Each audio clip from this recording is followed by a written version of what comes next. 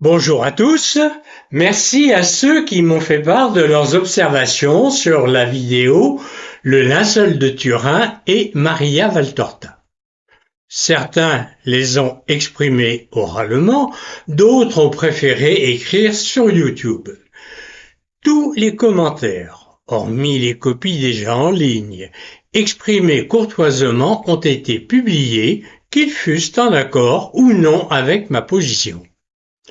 En revanche, les commentaires grossiers ou agressifs ont été éliminés sans ménagement.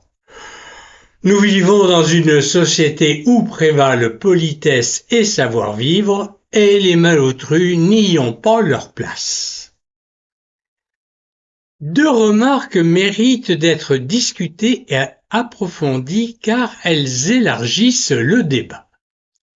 La première, je cite. Il est difficile de juger une œuvre de plus de 10 000 pages sur seulement quelques extraits. Fin de citation. C'est judicieux, mais il faut tenir compte que ce n'est pas moi qui avais choisi ces extraits, ce sont des valtortistes qui, je le suppose, devaient les estimer représentatifs de la pensée de Maria Valtorta.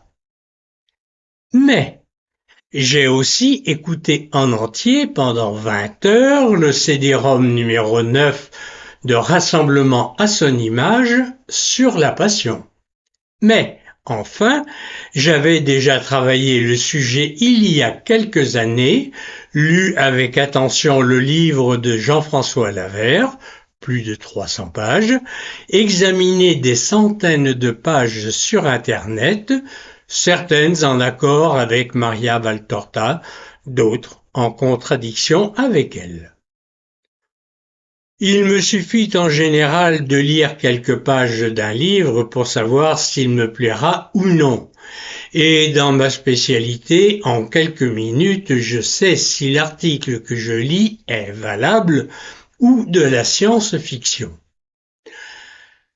Pour finir, je ne puis me permettre de gaspiller plus de 500 heures de lecture pour confirmer l'amateurisme d'un livre dans lequel je viens de découvrir 15 erreurs ou inepties. Le second commentaire disait, je cite : Jésus a certainement laissé son empreinte pour tout le monde et non pour être décortiqué par une poignée de scientifiques susceptibles de se tromper et d'induire en erreur l'Église et le reste de l'humanité. Fin de citation. Je partage sans réserve la première partie de cette observation. Et je suis certain que Jésus a laissé son empreinte pour absolument tout le monde, quel que soit son niveau intellectuel, culturel et religieux. Cela ne fait aucun doute. Jésus parlait aussi volontiers avec un docteur de la loi qu'avec un collecteur d'impôts, Matthieu ou Zachée, un pêcheur, Pierre, André, Jacques ou Jean, un mendiant, l'aveugle-né, un lépreux, et même avec des personnes éventuellement hostiles, certains pharisiens, voire des Romains, Pilate. En revanche, je suis en désaccord total avec la seconde partie de la phrase. Pourquoi ? Parce que le linceul de Jésus est cohérent. Pour ceux qui ne verraient pas clairement le rapport, voici deux définitions de la cohérence. D'abord celle du dictionnaire Larousse, je cite, « Harmonie logique entre les divers éléments d'un ensemble d'idées ou de faits » et celle du dictionnaire Petit-Robert, je cite, liaison, rapport étroit d'idées qui s'accordent entre elles, absence de contradiction. Fin de citation. En quoi cette cohérence est-elle si indispensable ? Toute personne qui a une vue correcte et regarde le linceul de Turin le voit exactement comme n'importe quelle autre personne ayant une vue correcte. Mais un peintre remarquera préférentiellement les couleurs et les proportions du corps. Mais un médecin sera attiré par la position du corps et par les blessures. Mais un catholique connaissant bien le chemin de croix cherchera les marques de la passion. Mais une personne ignorant tout du linceul remarquera surtout les trous et les traces de brûlure. Mais un physicien remarquera les variations d'intensité des traces corporelles. Mais, enfin, un spécialiste des tissus verra surtout le tissage du lin en chevron 3 lits 1, etc. Tous verront exactement le même linceul, mais chacun en verra préférentiellement un ou plusieurs aspects. Pourquoi? Parce que le linceul est cohérent, ce qui veut dire qu'il a été créé par une intelligence supérieure, capable de maîtriser à la fois tous les paramètres de ce tissu. L'intelligence est beaucoup plus difficile à cerner par des définitions car il en existe de nombreuses formes. Intelligence pratique, intellectuelle, artistique, psychologique, mathématique et beaucoup d'autres. Celui qui a créé ce linceul maîtrisait toutes les caractéristiques que nos yeux et notre intelligence peuvent discerner, et encore bien d'autres qui nous sont invisibles.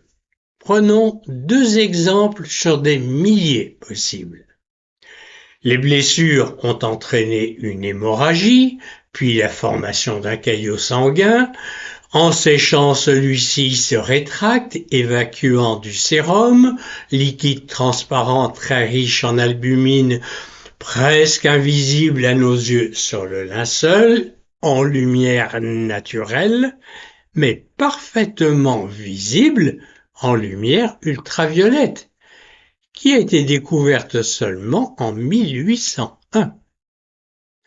Deuxième exemple, le sang contient des globules rouges de diamètre 7 millièmes de millimètre, donc invisibles à l'œil nu, et ces globules rouges portent éventuellement des protéines, anticorps A et ou B, gros de quelques dixièmes de micron, caractérisant le groupe sanguin de la personne. Seule l'immunobiochimie a permis de mettre ces anticorps en évidence sur le linceul au début des années 1980.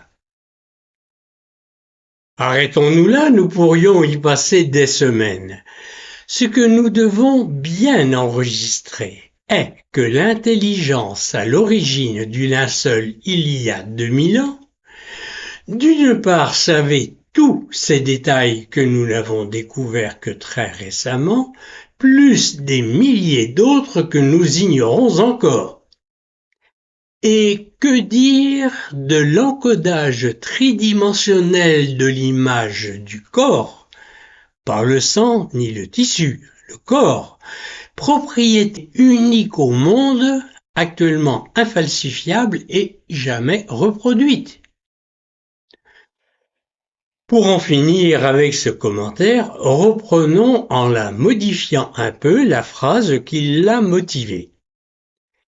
Jésus a certainement laissé son empreinte pour tout le monde et même pour être décortiqué par une poignée de scientifiques susceptibles d'authentifier son auteur comme la personne la plus intelligente et la plus cohérente qui ait jamais existé. Ne peut-on penser que seul le créateur de l'univers possède cette intelligence et cette cohérence?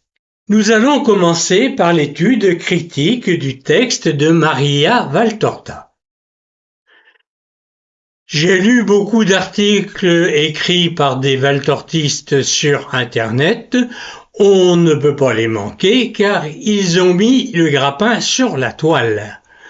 Ce n'est plus de l'information mais du bourrage de crâne. Et pourtant, si quelques rares textes sont intéressants, la grande majorité est redondante et, plus grave, dépourvue de preuves vérifiables.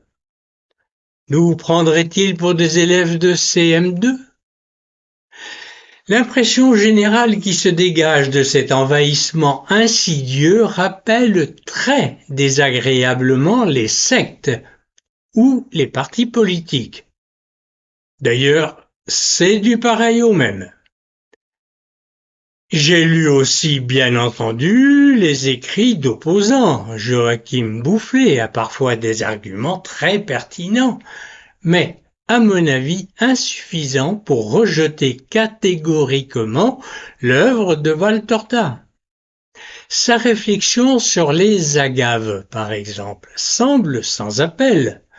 Originaires d'Amérique, elles ne sont apparues en Europe et au Moyen-Orient que 15 siècles après Jésus-Christ. Mais Maria Valtorta connaissait évidemment le mot agave au XXe siècle et a très bien pu confondre une plante méditerranéenne avec une agave. Il en va de même pour le tournevis qui ressemble, pour un profane, à un petit ciseau à bois que Joseph utilisait couramment. Il faut se rendre à l'évidence, aucun argument de ce genre ne sera jamais convaincant à 100%, il y aura toujours un doute entraînant des discussions sans fin.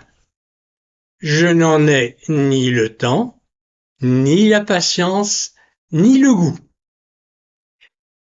J'ai évidemment lu aussi in extenso et avec grand intérêt l'article de Philéposte, Les erreurs du poème de l'homme-dieu de Maria Valtorta, y compris la totalité du blog qui le suit. Enfin, je ne peux omettre le remarquable article de René Gounon sur SOS Discernement intitulé, je cite, Maria Valtorta, l'évangile dévoyé, des visions et messages qui ne peuvent venir de Dieu. Fin de citation. C'est un must en la matière par sa clarté, sa concision, sa précision, bref, l'exact opposé de l'embrouillamini logoréique de l'évangile tel qu'il m'a été révélé. De ces nombreuses heures de lecture, j'ai retiré la certitude que seuls les faits prouvés, incontestables, pouvaient servir d'argument pour ou contre l'œuvre de Maria Valtorta, le reste ne pouvant que noyer le poisson dans des discussions interminables. J'ai parmi mes amis des valtortistes convaincus et je ne sais pas si vous avez remarqué une de leurs petites manies. Lorsqu'on les met en difficulté sur un point précis, ce qui n'est pas très difficile, ils cherchent presque toujours l'esquive dans une autre phrase de Valtorta. Oui, mais Jésus a dit à Maria, etc. Ah bien oui, vu comme ça, certes, le procédé est commode, mais intellectuellement nul et malhonnête. Un peu comme si, dans un tribunal, l'accusation était muette et si le prévenu faisait les demandes et les réponses.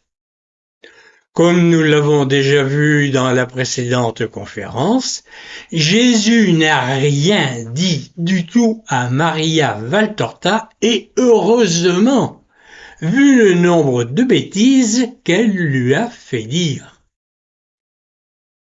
C'est toujours Maria Valtorta qui dit que Jésus a dit. Ouvrez les guillemets, deux points et patati et patata. Mais ce n'est qu'une échappatoire chez une personne à bout d'arguments qui se réfugie derrière l'autorité usurpée d'un témoin au-delà de tout soupçon, Jésus. Fort de cette nécessité impérieuse de faits prouvés et incontestables, dans ma conférence précédente, Le linceul de Turin et Maria Valtorta, j'ai étudié minutieusement toutes les citations de Maria Valtorta sur la passion de Jésus, sans rien ajouter ni rien retrancher au texte d'origine publié en français. J'y ai découvert 15 erreurs graves et prouvées et une seule affirmation exacte. Avais-je la compétence nécessaire pour m'exprimer? Je suis diplômé de pharmacie que j'ai exercé en officine pendant plus de 7 ans, puis de médecine générale que j'ai exercé jusqu'à ma retraite, et même un peu au-delà, car j'ai ensuite été médecin de prison 2 jours par semaine pendant 4 ans. Dans le but d'avoir une culture médicale un peu plus universelle et ouverte, j'ai aussi étudié l'acupuncture et l'homéopathie, chacune pendant 3 ans.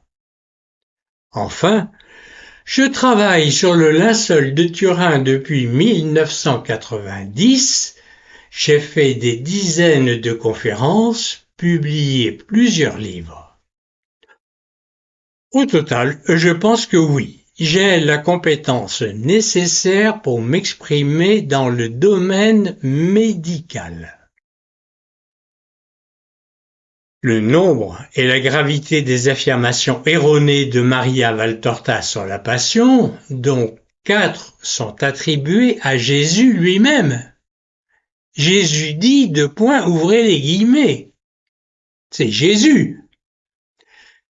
Ces 4 erreurs m'ont incité à étendre un peu ma recherche dans un domaine extra-médical qui est abordé aussi par Maria Valtorta. Je précise que je ne dispose d'aucune qualification en philosophie ni en théologie, mais elle non plus d'ailleurs.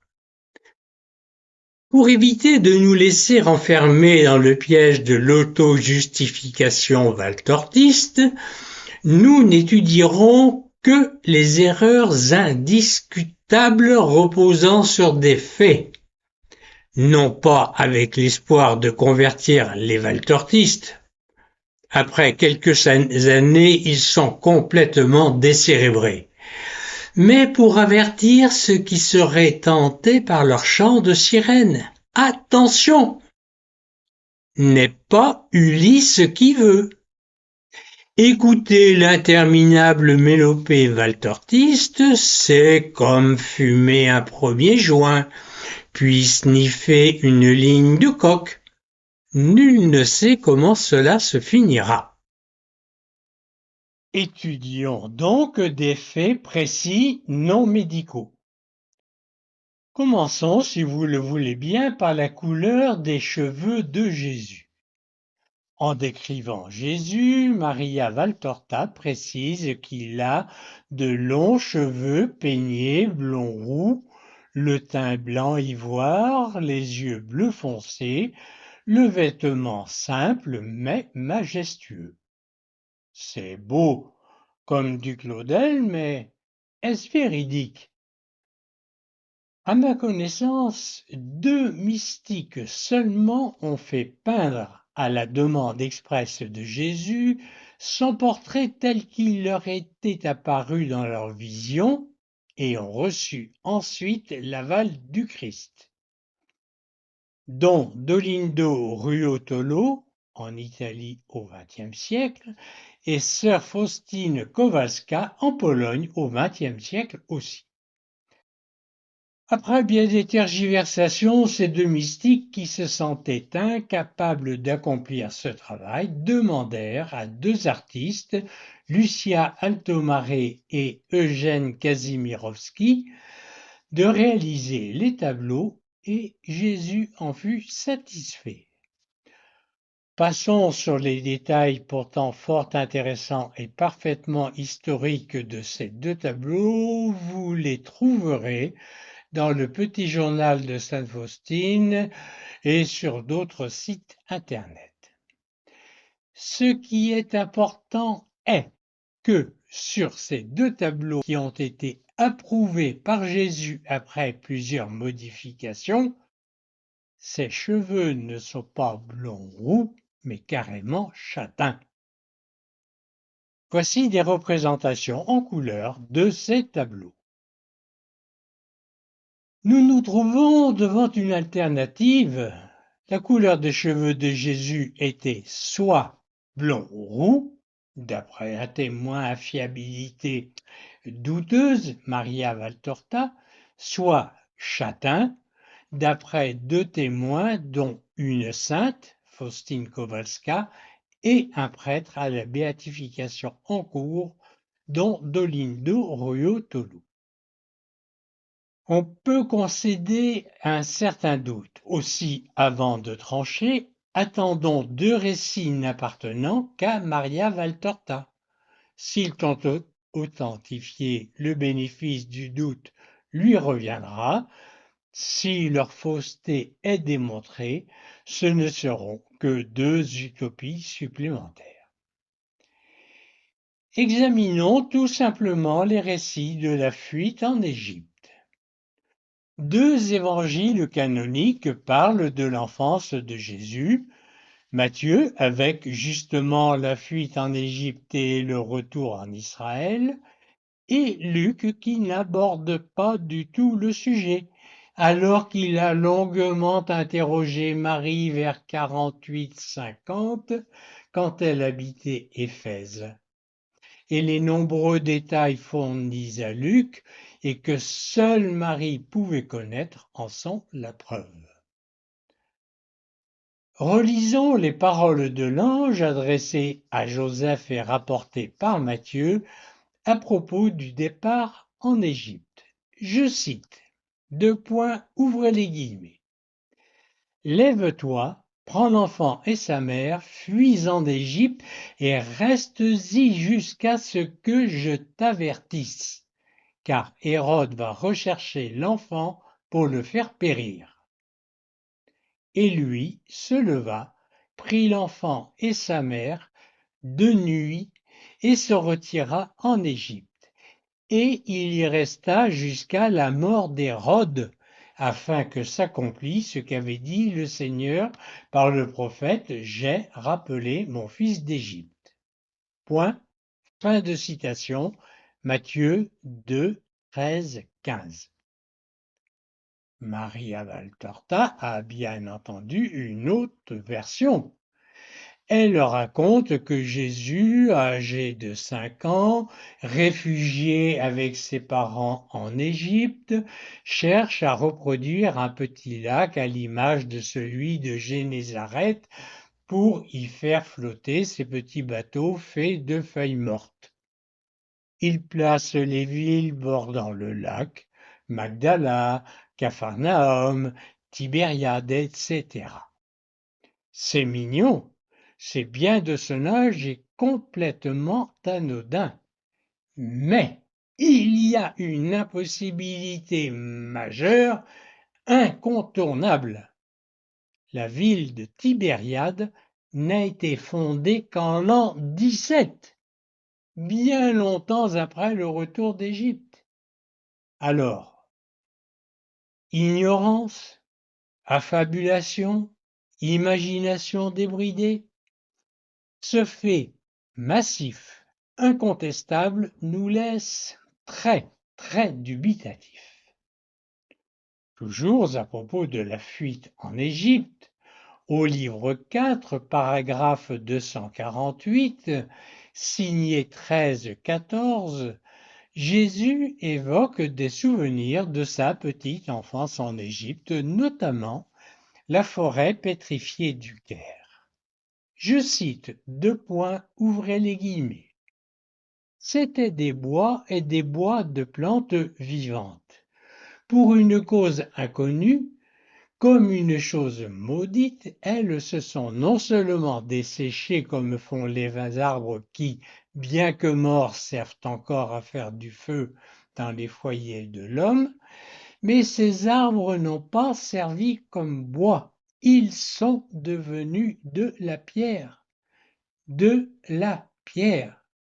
La silice du sol semble, par un sortilège, être montée aux racines, au tronc, aux branches, au feuillage, puis les vents ont brisé les branches les plus faibles, devenues semblables à de l'albâtre qui est à la fois dur et mou. Mais les branches les plus grosses sont là sur leur tronc puissant pour tromper les caravanes fatiguées, etc. Point. Fin de citation. Voici une description qu'un botaniste ou un géologue ne renierait pas. Pour un souvenir enfantin quand il avait 5 ans, bravo. Oui, mais Jésus, Marie et Joseph sont-ils restés en Égypte pendant 5 ans? Il semble étrange que Marie, lors de ses entretiens avec Luc, ait passé délibérément sous silence 5 années vécues en Égypte où Joseph exerça un ou plusieurs métiers, où Jésus, Marie et Joseph s'initièrent à l'égyptien courant. C'est d'autant plus curieux que Matthieu n'y fait pas non plus la moindre allusion. Ce double silence sans concertation paraît vraiment étrange.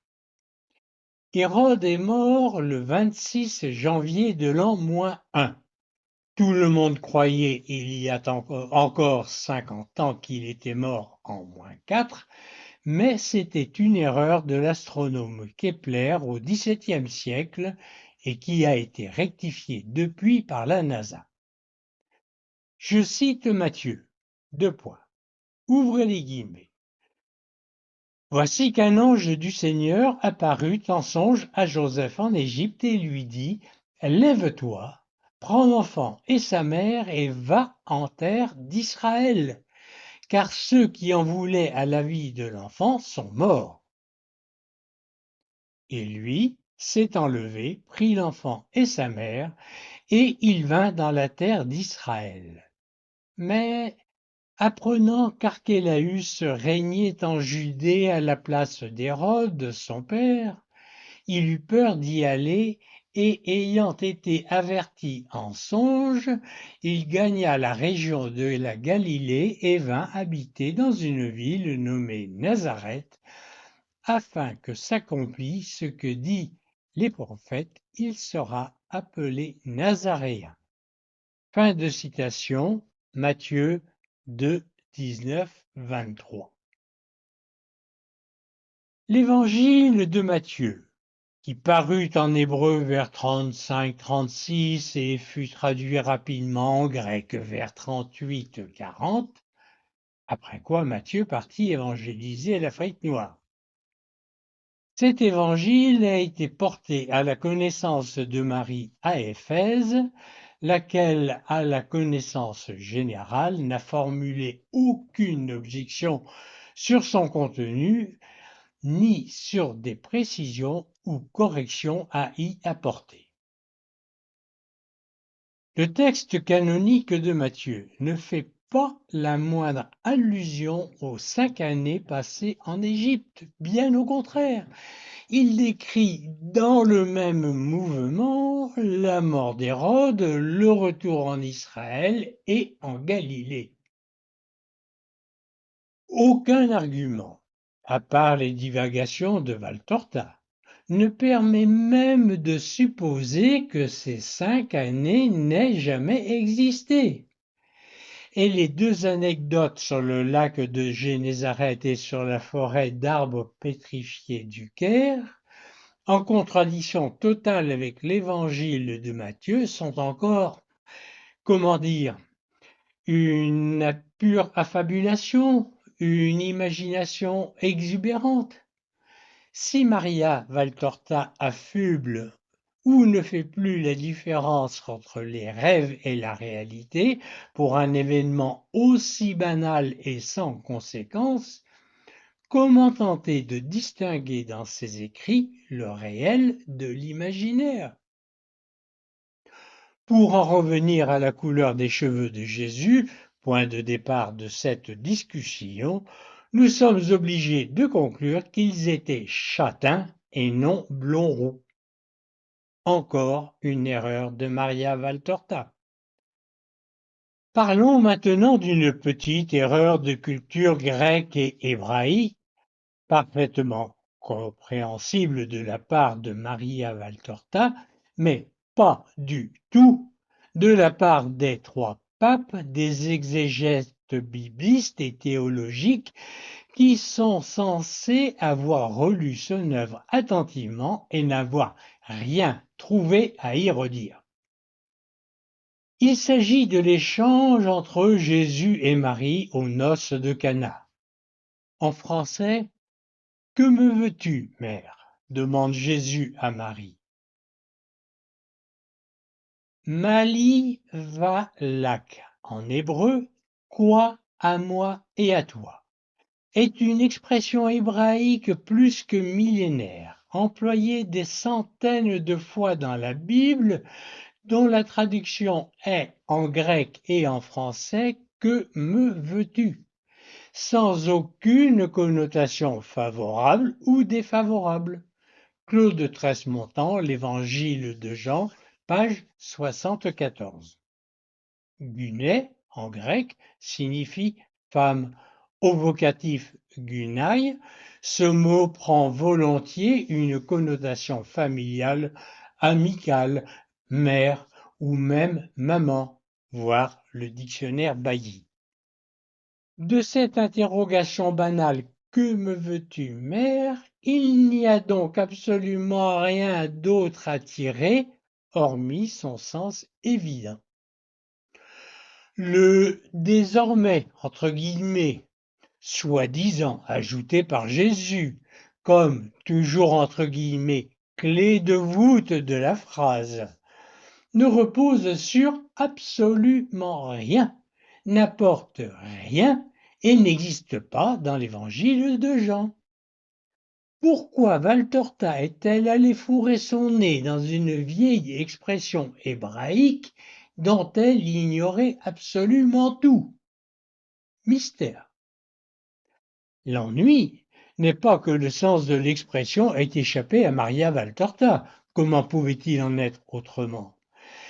L'impossibilité monumentale est que le sens de cette expression millénaire ait échappé à la vigilance de nos soi-disant experts biblistes.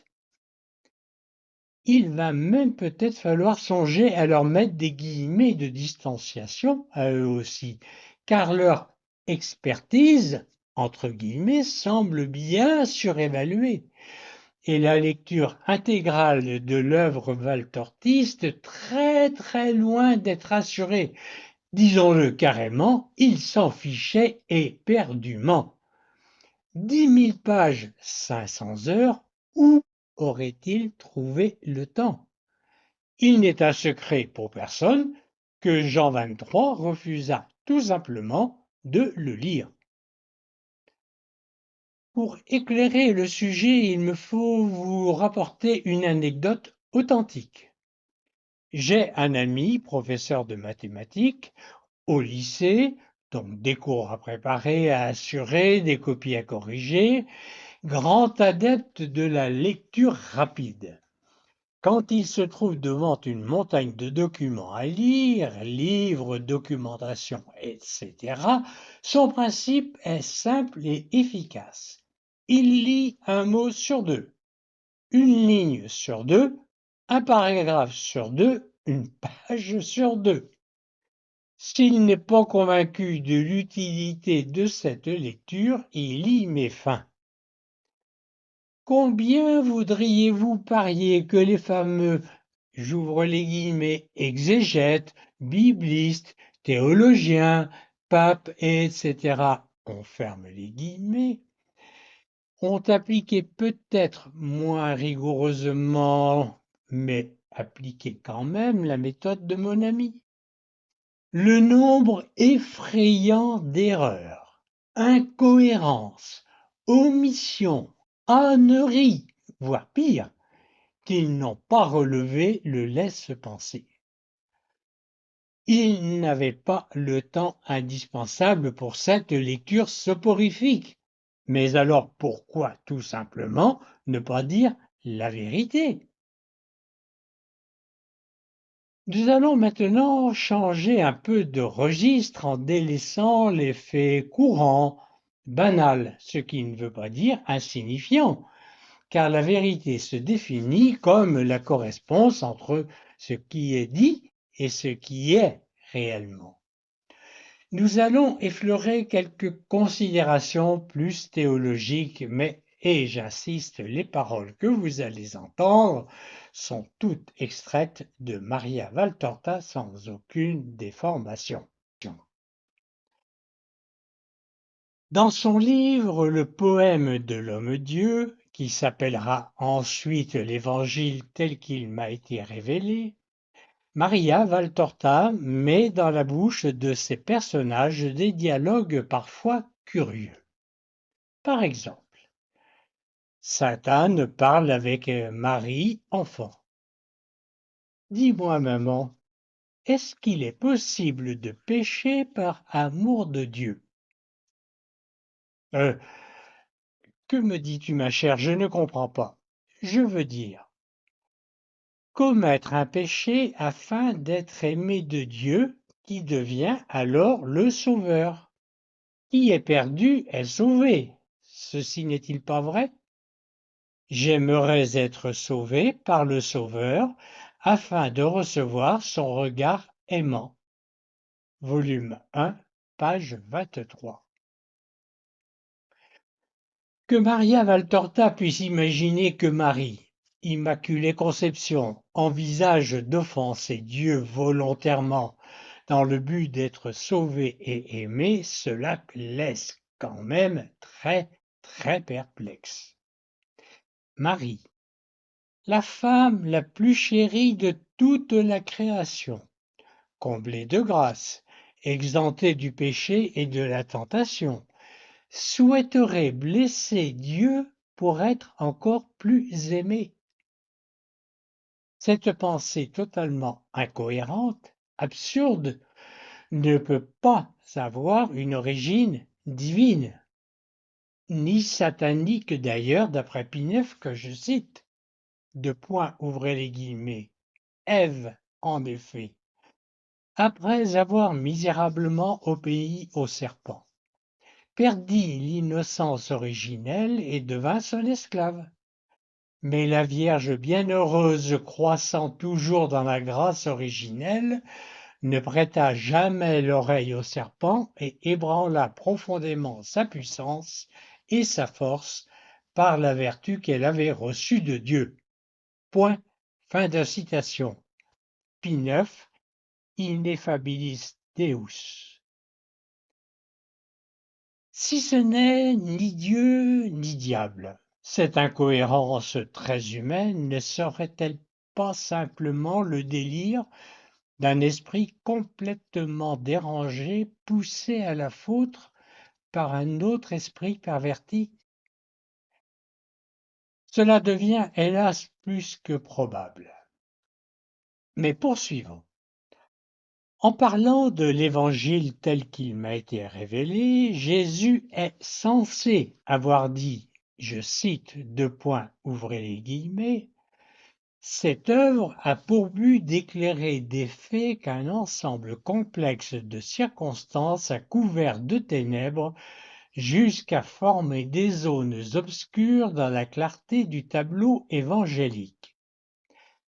Ce qui paraît être des causes de rupture ne sont que des points devenus obscurs entre l'un ou l'autre épisode, des passages indéchiffrables. Les éclaircir, c'est donner la clé qui permettra la juste compréhension de certaines situations qui s'étaient créées et certaines manières fortes que j'avais dû avoir, qui contrastaient tellement avec mes exhortations continuelles au pardon, à la douceur et à l'humilité, mais certaines raideurs envers des personnes entêtées que rien ne pouvait convertir. Fin de citation. Un peu plus loin, Jésus est encore censé avoir ajouté, je cite, deux points, ouvrez les guillemets. S'ils répondent que la révélation s'est close par le dernier apôtre, que rien ne doit être ajouté. Voici deux points. Et si je désirais reconstruire l'image de ma charité divine, comme l'on restaure les mosaïques en rénovant les parties endommagées et manquantes. Et si je remplaçais les parties manquantes et désirais faire ceci en ce siècle, alors que l'espèce humaine est plongée dans les ténèbres? En vérité, tu devrais me remercier car j'ai ajouté de nouvelles lumières à la lumière que tu possèdes, laquelle ne suffit plus pour voir ton Sauveur. Point. Fin de citation.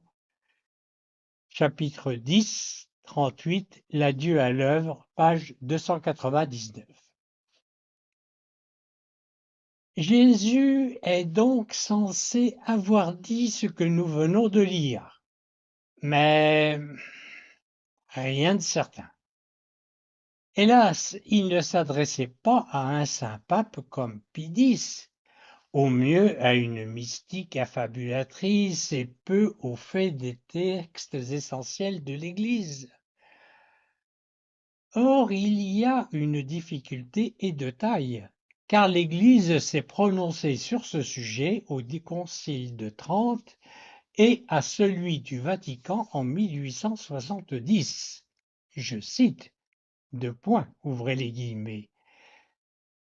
Si quelqu'un ne reçoit pas dans son intégrité, avec toute leur partie, comme sacrés et canoniques les livres de l'Écriture, comme le Saint Concile de Trente les a énumérés, ou nie qu'ils soient divinement inspirés, qu'ils soient anathèmes.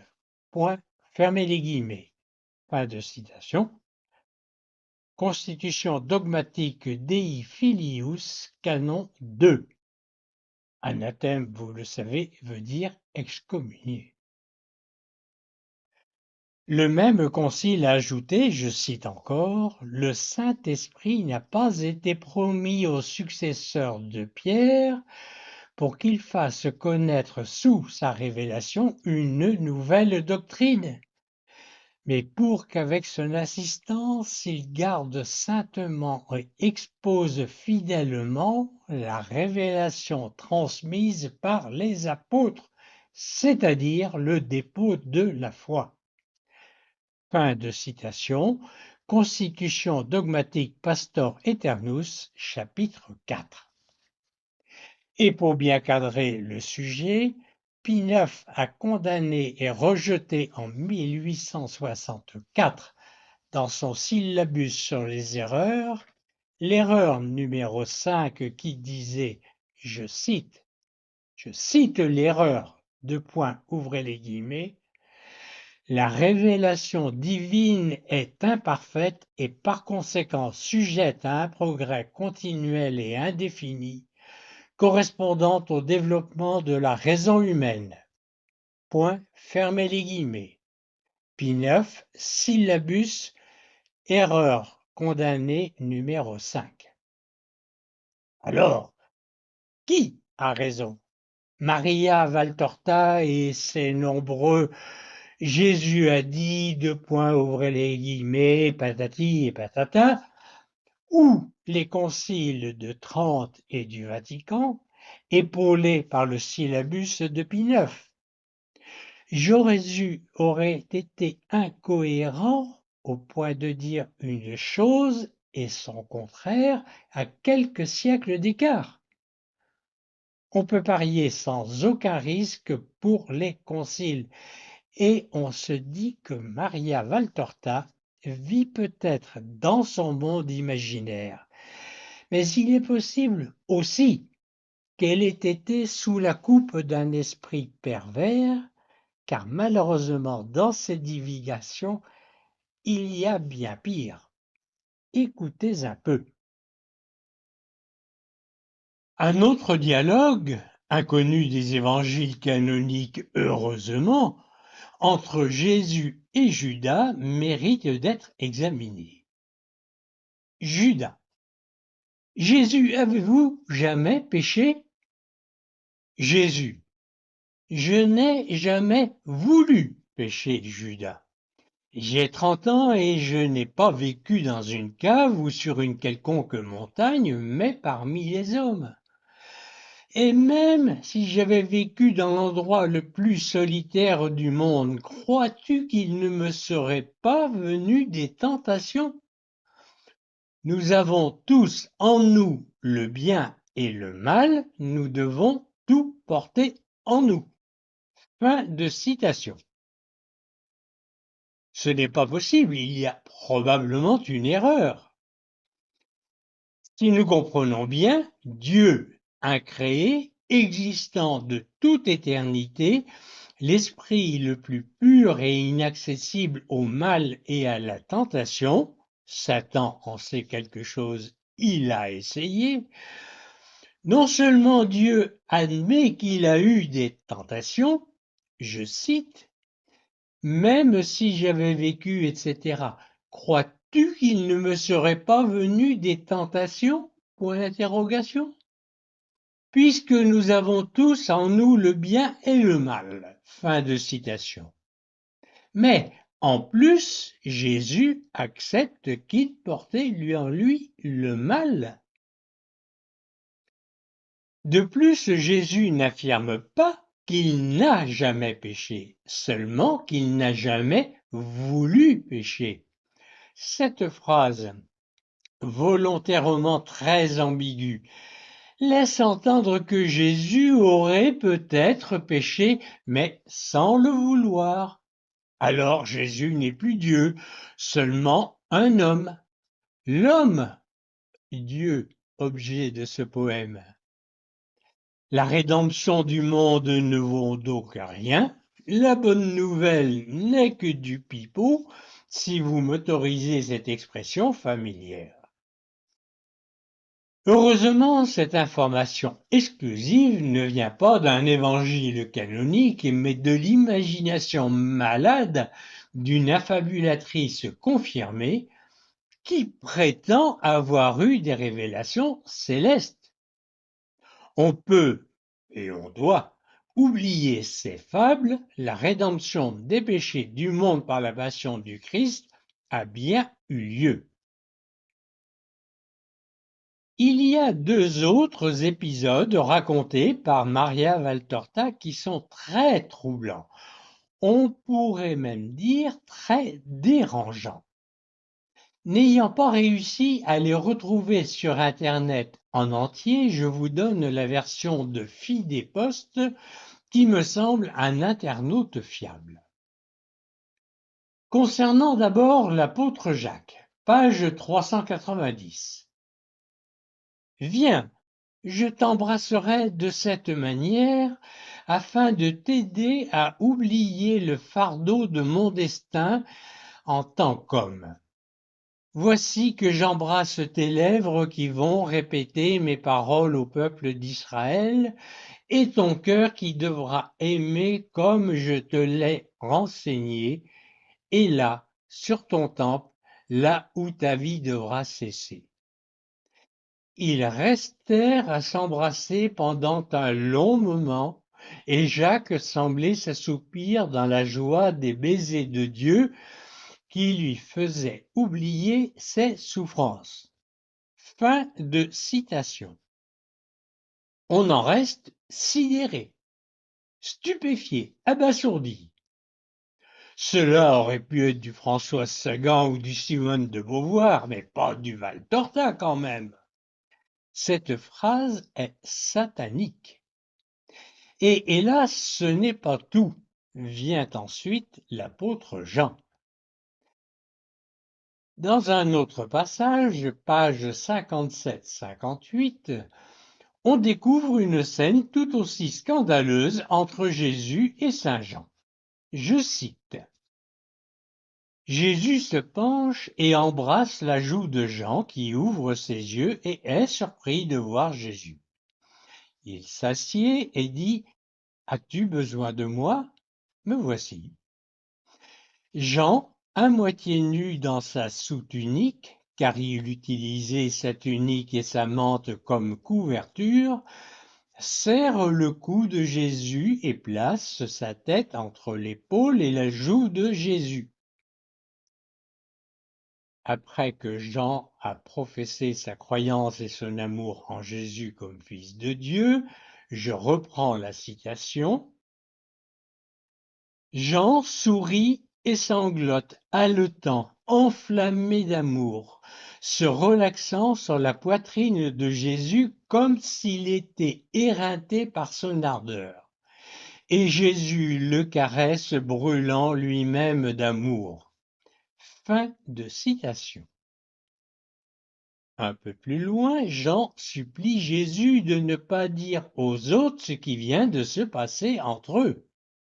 Jésus lui répond, je cite, « Ne t'inquiète pas, Jean, personne ne sera mis au courant de ton mariage avec l'amour. Habille-toi, viens, nous devons partir. » Fin de citation. C'est curieux, mais il me semble que Maria Valtorta vient de nous mettre au courant. Alors Jésus n'a pas tenu sa promesse à Jean. Et cela ne chagrine personne, apparemment. Je vous livre tel quel le commentaire de Phidéposte. Je cite. Quel abominable tissu de blasphème! Que Dieu nous pardonne d'avoir à reproduire de pareilles insanités, mais nous le faisons pour que les obstinés et les aveugles constatent de même que tout ceci ne peut qu'être l'œuvre de l'esprit impur. Et dire que certains ont l'audace de vouloir nous faire croire que ces passages ne devraient être pris qu'au sens spirituel. Fin de citation de Phidéposte. Maintenant, je vous livre mon analyse personnelle. Qui pourrait imaginer deux scènes identiques insérées dans un ou plusieurs évangiles? Qui oserait les proclamer le dimanche lors de la lecture à voix haute de l'évangile pendant la messe?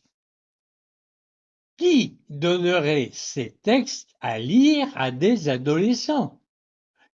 Quel profit religieux pourrait-on espérer tirer de ces écrits? Où serait leur intérêt? La réalité est plus simple et malheureusement plus sordide. Maria Valtorta est vraiment une malade mentale, une wokiste avant l'heure, et son homme-dieu n'est plus qu'un homme aux attirances pédophiliques. À trop vouloir humaniser son homme-dieu, elle l'a réduit à un homme pervers, inconscient du mal causé par ses instincts dévoyés. Heureusement, le concile de Florence avait déjà mis les points sur les i à ce sujet au XVe siècle dans sa 14e session. Je cite.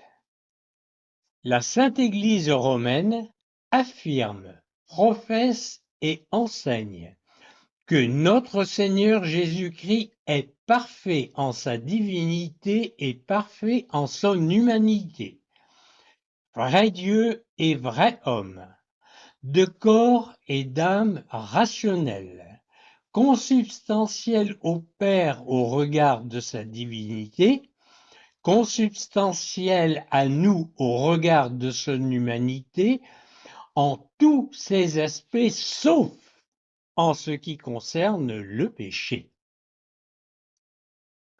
Fin de citation. Il est dommage que Maria Valtorta ou son éventuel conseil, un prêtre ou Satan, ne se soit pas intéressé à ces particularités avant de publier ces hallucinations extravagantes et hérétiques. Une toute petite introduction s'impose pour les lecteurs peu familiers des us et coutumes du Vatican. Le pape est le chef de l'Église, le successeur de Pierre, le gardien fidèle de la révélation transmise par les apôtres. Il est secondé dans ses missions par des spécialistes de très haut niveau qui accomplissent les tâches nécessaires. Prenons un seul exemple, car il nous intéresse particulièrement, celui de la publication des livres religieux. Décider si un livre correspond ou non aux critères de l'Église relevait, à l'époque du pape Pie XII, du Saint-Office qui étudiait de très près le contenu du manuscrit. Si tout était conforme, le Saint-Office délivrait le nihil obstat, rien ne s'oppose, et ensuite l'évêque du diocèse où se ferait l'impression du livre délivrait l'imprimature, qu'il soit imprimé, et le livre pouvait être commercialisé. Il est très important de ne pas oublier que les cahiers de Maria Valtorta, plus de 10 000 pages manuscrites, ont été écrites au jour le jour, sans aucune rature et sans aucun ordre logique, au fur et à mesure que les idées, les visions, les dictées lui venaient en tête. Il est donc extrêmement difficile d'avoir une vue d'ensemble de son œuvre, de sa cohérence et de sa conformité avec les récits canoniques, car chaque élément est noyé dans un torrent de verbiage inhibant cette vue d'ensemble. Le 1er février 1948, les pères Migliorini, Berti et Setchin avaient sollicité une entrevue avec Pie XII dans l'espoir d'obtenir un écrit pouvant laisser penser que le pape avait une perception plutôt favorable du livre de Maria Valtorta. Une sorte de quitus a minima, si on veut, et bien sûr, de préférence par écrit, dans le but de faire pression sur le Saint-Office. Mais Pie XII, fin juriste et diplomate, éventa l'astuce et ne donna aucun écrit. Le manuscrit destiné au pape vers la fin de 1947 fut dactylographié en préservant la présentation originale.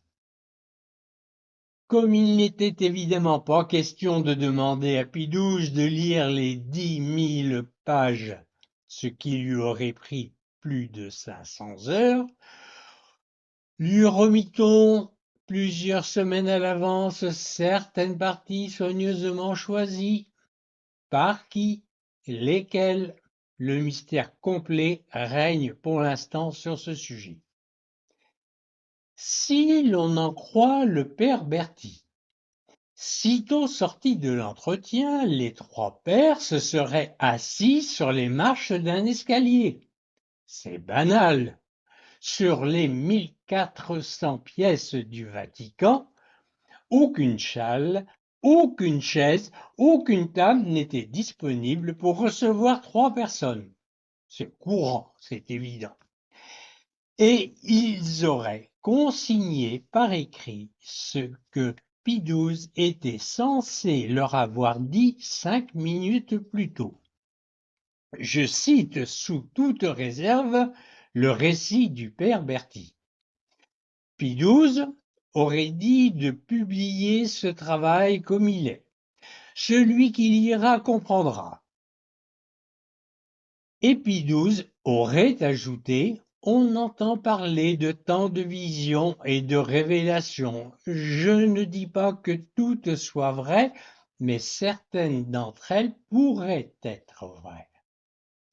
Le père Berti aurait alors demandé au pape, je cite sa phrase: doit-on retirer les mentions vision et dictée prévues dans l'introduction?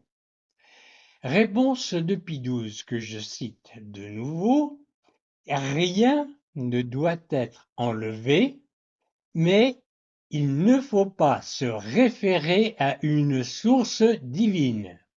Fin de citation. Selon la coutume, le manuscrit dactylographié de Maria Valtorta fut confié pour examen au Saint-Office, dont la réponse arriva dès février 1949, un an plus tard, par les commissaires du Saint-Office, Monseigneur Giovanni Pepe et le père Beruti, qui, je cite, ouvrez les guillemets, condamne les écrits de Maria Valtorta et ordonne au père Berti de leur remettre immédiatement toutes les copies existantes. Il le force également à signer un engagement à ne jamais les publier. Fin de citation. Ça n'avait pas dû se passer tout seul pour avoir des mots pareils. Normalement, après ce refus du nihil obstat, aucune imprimatur n'était possible et le Saint-Office possédait l'engagement autographe et signé du père Berti de ne jamais publier ces textes. Tiendra-t-il ses engagements? Bien sûr que non. Il fit semblant d'obéir, mais il tricha sur tout. Il ne remit que les copies typographiées au Saint-Office, rendit une partie des manuscrits à Maria Valtorta, mentit froidement sur les autres copies qui auraient été distribuées à différentes personnes et ne pouvaient être récupérées. Berti renia aussi sa signature l'engageant à ne jamais publier ses manuscrits et ne tint aucun compte de la phrase de Pie XII que je recite, de ne se référer à aucune source divine. Le père Berti était en réalité une fripouille sans foi ni loi, une courroie de transmission de Satan. Il tirait les ficelles et incitait en qualité de prêtre Maria Valtorta à écrire des insanités qu'il voulait publier. Par contre-coup, la vraie personnalité de Maria Valtorta prend une toute autre coloration. Et si, avec ces nouveaux éléments, nous prenions un peu de hauteur? Maria Valtorta, jeune femme plutôt réservée, assez mystique, aime vivre avec Jésus et Marie en toute confiance et en tout abandon par le truchement de son journal intime.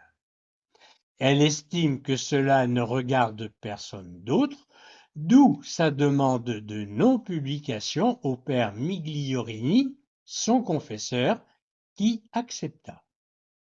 Le père Berti, lui, s'était mis dans la tête d'obtenir la publication de ce journal, probablement car il est l'auteur déguisé des articles les plus sulfureux.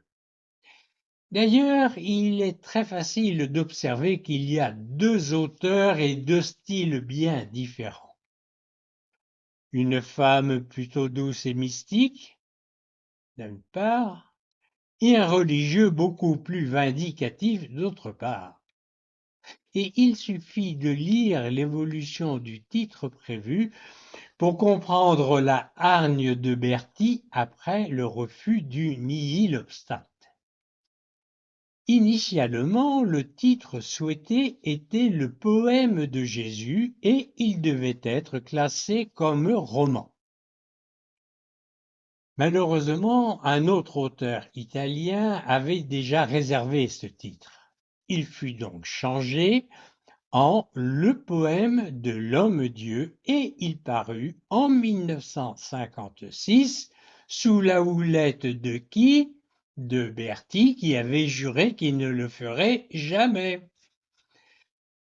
Ce titre était déjà une double provocation car le poème de Dieu fait homme ou le poème de Dieu incarné eussent été bien plus respectueux. Mais Berthy, ivre de rage par le refus du nihil obstat, était en guerre ouverte avec les autorités ecclésiastiques et prêt à renier tous ses engagements. Le troisième titre, l'Évangile tel qu'il m'a été révélé, quels que soient les prétextes évoqués, est un tir à boulet rouge sur la hiérarchie catholique. Il prétend au mot évangile, au même titre que les 4 autres. Pour un prêtre, il faut un culot monstrueux pour oser un tel titre, et l'expression telle qu'il m'a été révélé implique la divulgation d'un mystère, d'une confidence. Pie XII avait pourtant expressément demandé de ne pas se référer à une source divine. Berthy, la main sur le cœur, est prêt à jurer qu'il n'est pour rien dans tout cela. Tiens donc.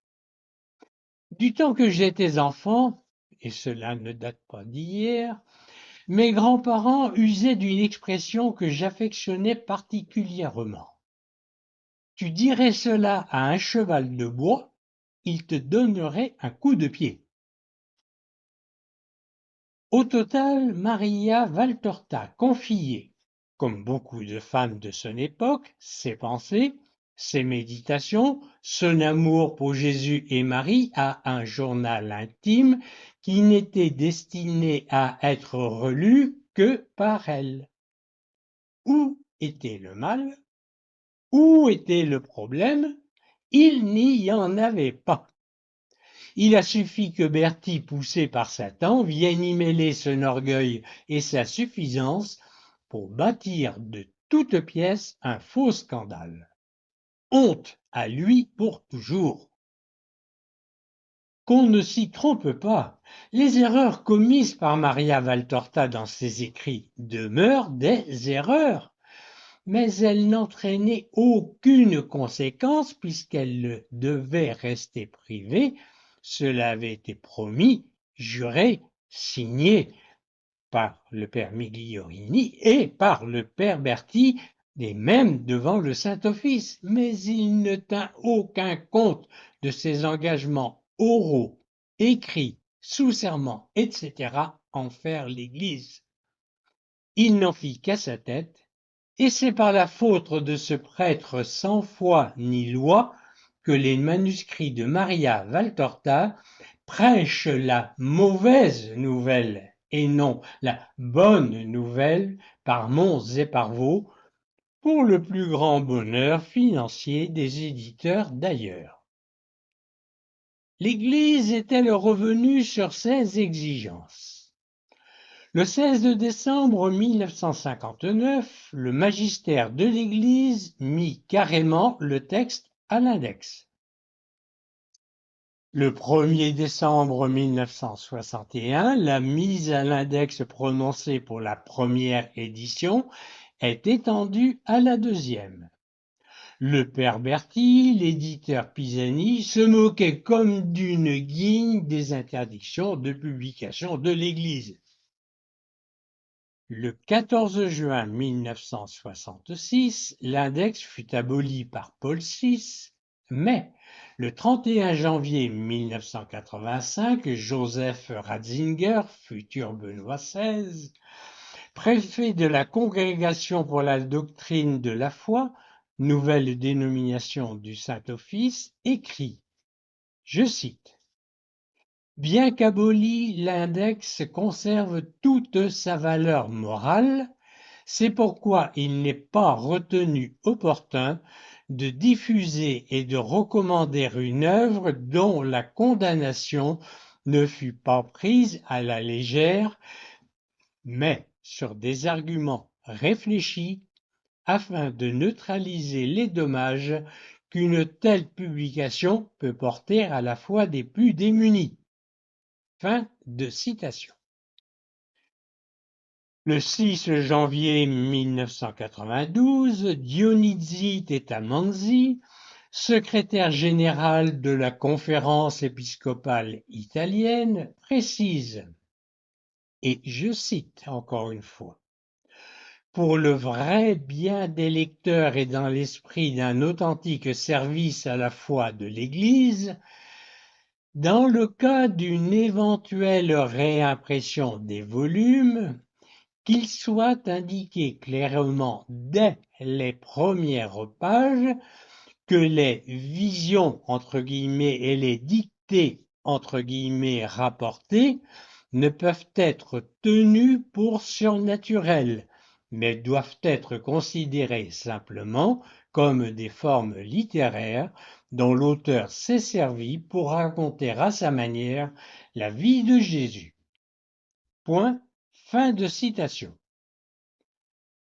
4 mois plus tard, le 6 mai 1992, Joseph Ratzinger insiste lourdement, je cite encore, « de ne pas publier les écrits de Maria Valtorta sans indiquer explicitement qu'ils ne sont pas d'origine surnaturelle. » Et la lettre précisée, je cite encore, que les écrits de cette femme doivent être considérés simplement comme les formes littéraires dont s'est servi l'auteur pour raconter à sa manière la vie de Jésus.